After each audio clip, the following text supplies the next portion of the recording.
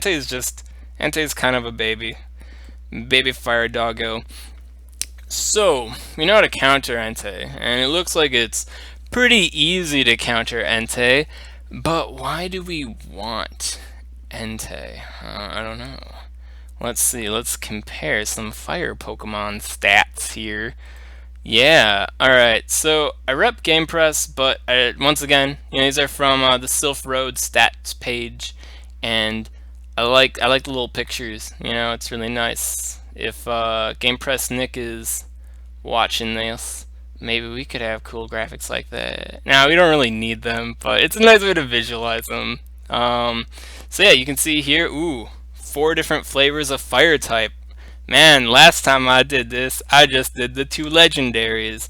Well, I just wanted to kind of, there's a bit to talk about here with these fire type guys, and I really need to find out how to make my cursor work for this, make it a tinier me, because I'm taking up space. Ooh, whoa. Yeah, you don't need to see me. I'm just a cursor now. I'm just a weird little cursor. Ooh. Yeah.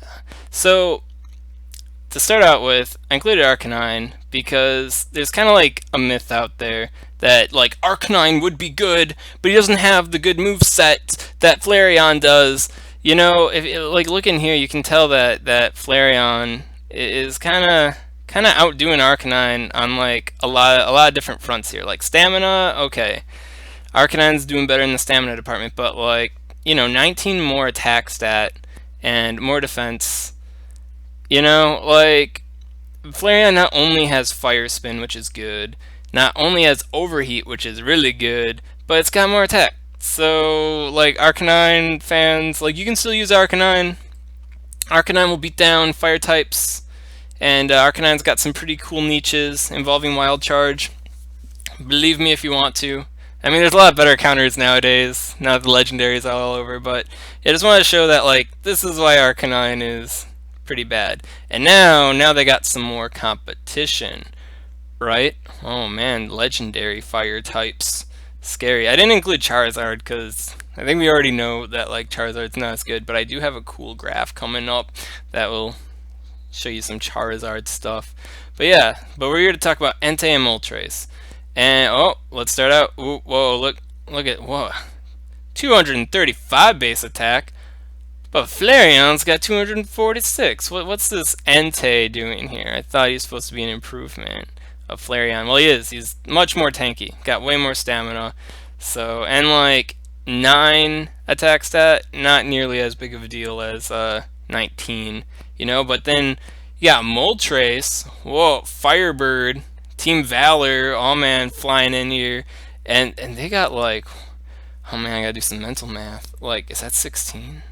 Yeah, 16, 16 more attack than Entei, and so you'd be thinking man, Moltres has got to be way better than Entei, but that's not precisely the case here. Yeah, no, they have different advantages over each other.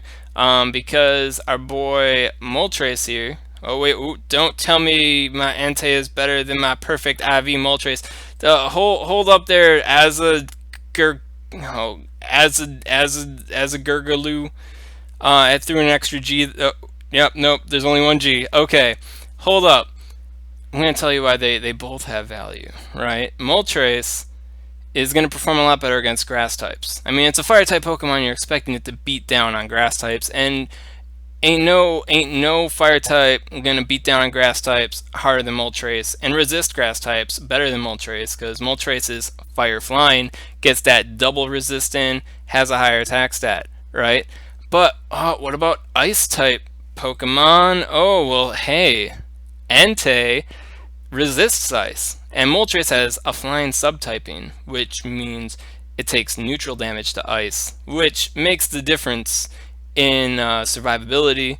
Doesn't look so big in a gym battle, but in a raid, when it's all drawn out, Entei ends up coming, much further ahead than Moltres in terms of survivability, while still having similar DPS, right? So they both have uses And if you read the GamePress article, you'll see that I'd suggest powering up Entei before Moltres if you had to choose, right? If you had to choose, I'd rep Entei because when it comes to like countering grass types, they both do it very well.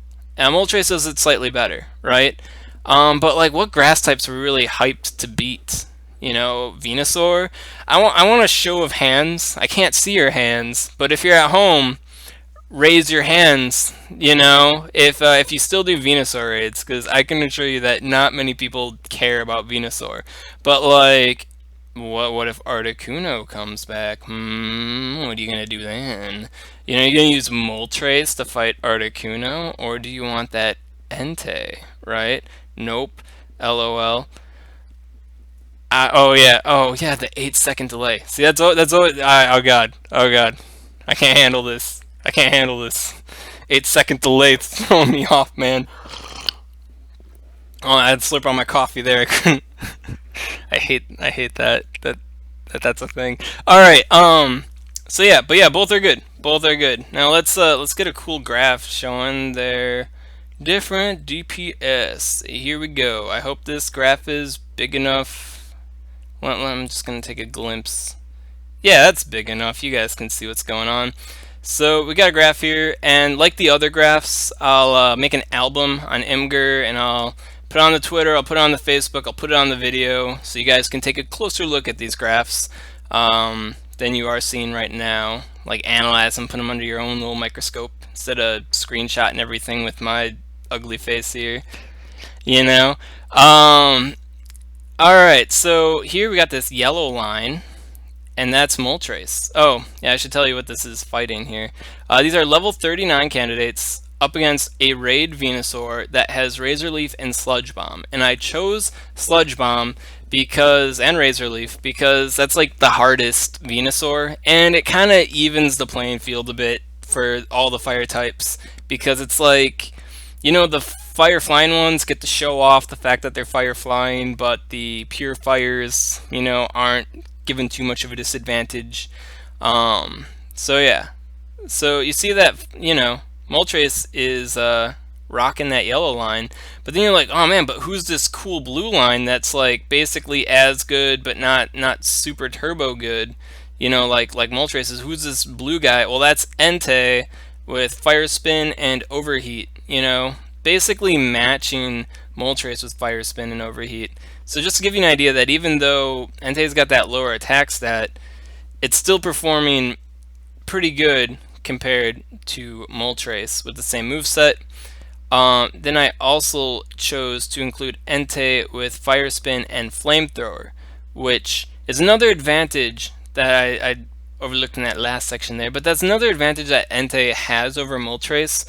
If you want to use a fire type DPS for gymming, if you read the article about different charge moves, you'd find that the multi-bar charge moves can end gym fights much faster, usually, than the single bar ones, because you can execute them right away, and you got that gym decay going on, and it's like, oh, I'm fighting these like 400 CP things, and I have to wait for my overheat to charge all the way. I'm just gonna use flamethrower. Said and done. So that's another reason why I rep powering up Entei before powering up Moltres. But oh, what's this green line though? Green line's doing a bit better. Yeah, Flareon does have a higher attack stat than Entei, so its DPS is higher.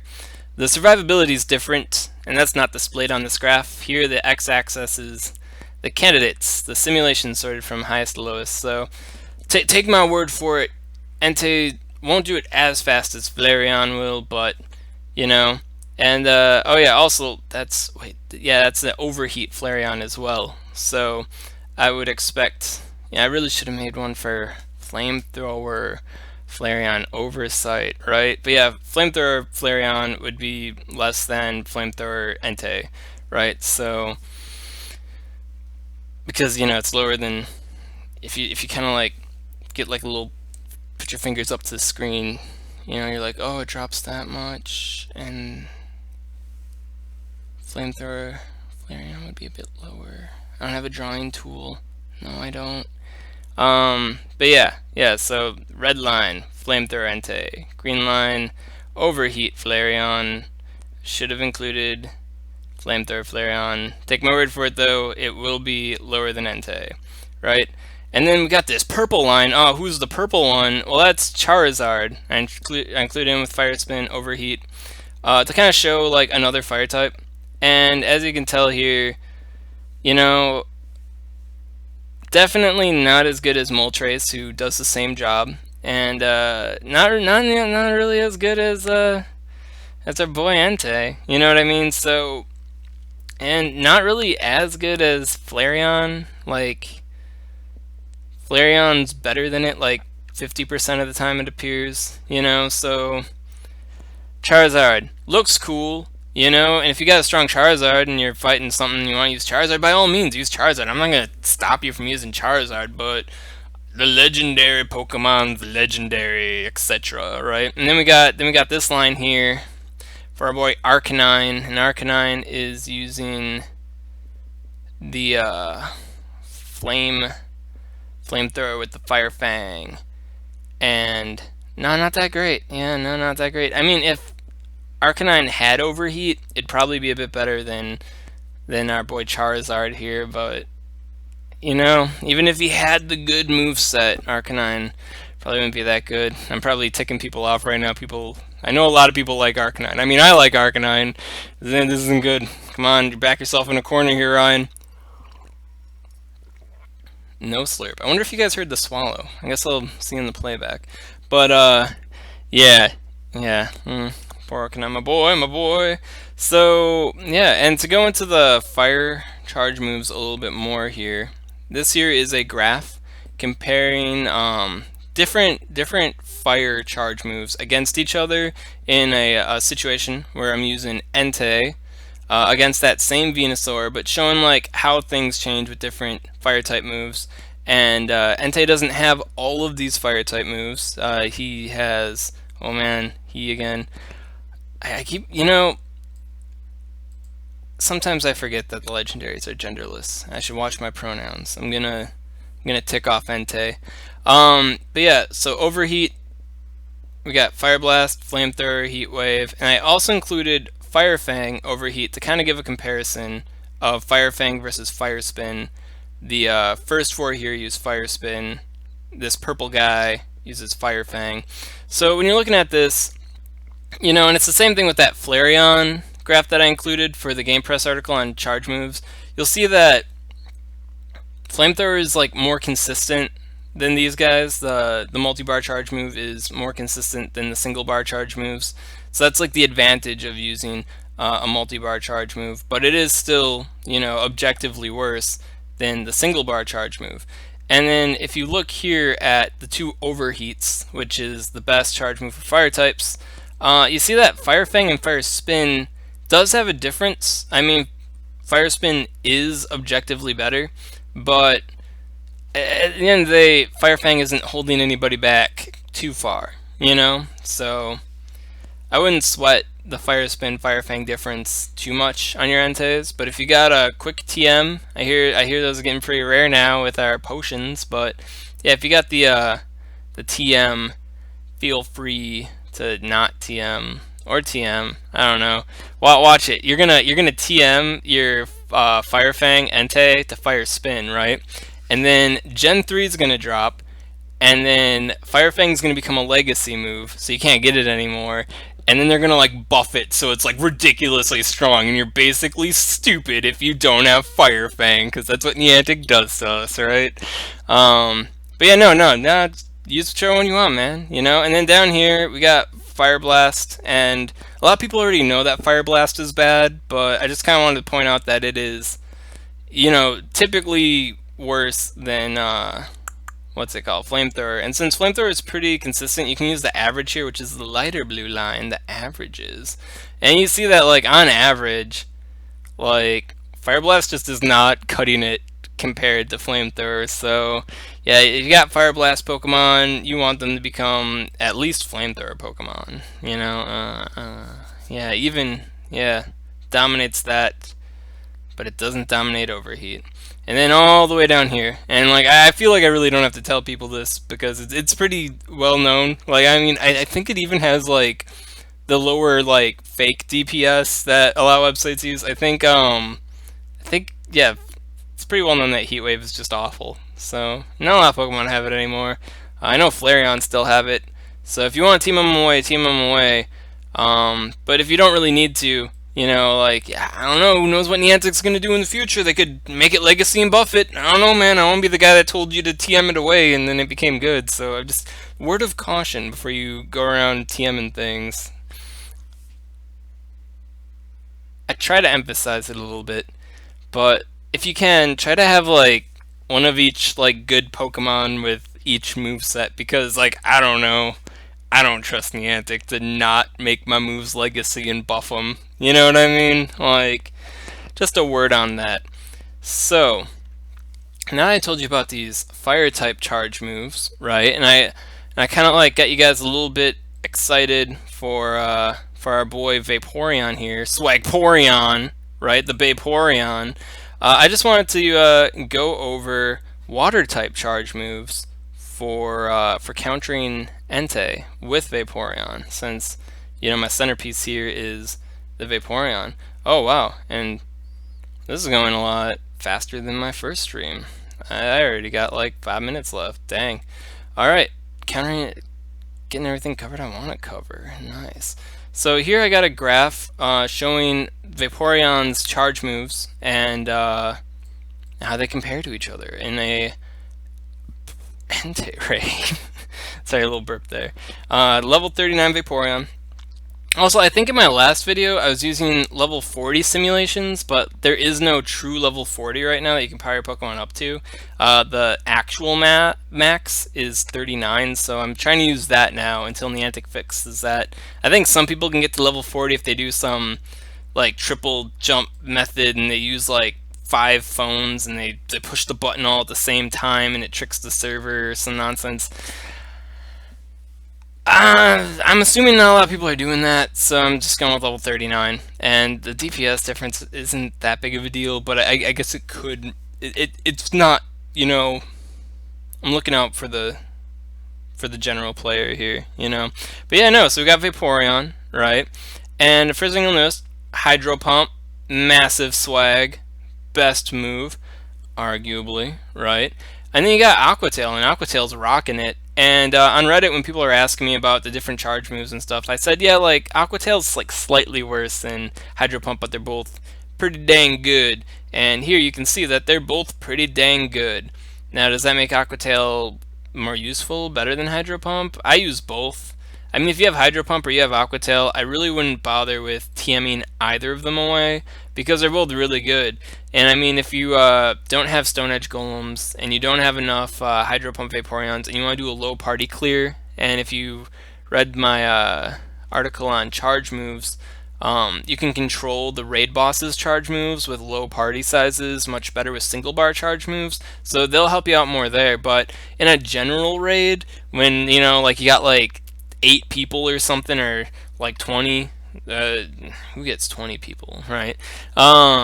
Yeah, then the multi-bar charge moves will help spike up your DPS more, make it more consistent, you know what I mean? So I like using Aquatail, and Aquatail of course will be much more useful in gyms. I use it in gyms all the time. I actually avoid using my Hydro Pump Vaporeons in gyms because they make it go faster. And then all the way down here, what's this? Like, what was this little guy? Wait, if I go like this, I'm like actually looking down at it. Cool.